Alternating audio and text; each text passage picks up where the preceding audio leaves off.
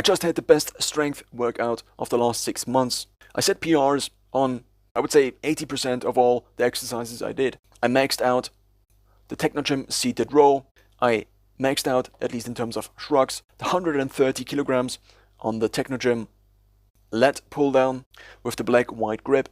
And with the actual lat pull down, I think I did 100 kilograms for 2 repetitions, which were not that clean. On the seated chest press, also selective, I did 110 kilograms for the first time today, and it goes on. And the PRs I already discussed. Now, I already am in the analysis.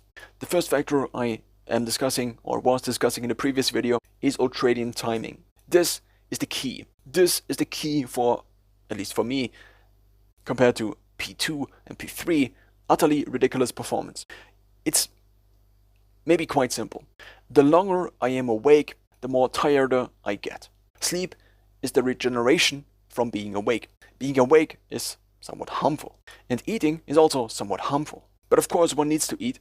So as soon as the food is in my digestion, ideally then, I digest quickly, and then, before the carbs are too much for my system, but of course I need to intake the carbs because I want to eventually work out. So my body needs to prepare for the workouts I have planned by pre-intaking the carbs. But if then I don't work out, then I have way too much fuel in my system. It's like Spider-Man's uncle said, with great power comes great responsibility. As soon as I have eaten the food, I start to enter P1. P1 is the first postprandial high, and in here the best cardiorespiratory workouts happen, but also because of the best cardiorespiratory workouts and because of the necessity for a strength workout for both the cardiorespiratory system to at least be somewhat useful still, maybe not peak, but of course if one takes the cardiorespiratory peak that otherwise maybe would have gone into a run and redirects it into a strength training, then miracles happen.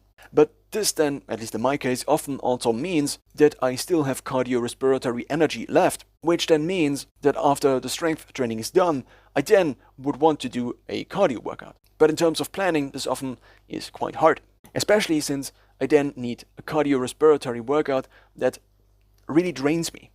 And just using the lower body, for example, for running, often is not enough, especially if I have a really good day. So I have different constraints. One of them is basically the cardiorespiratory energy, and another one is that the longer I work out, the more tired I get. But now if my cardiorespiratory burn in the ultradian high is not sufficiently high, then eventually I'm still awake,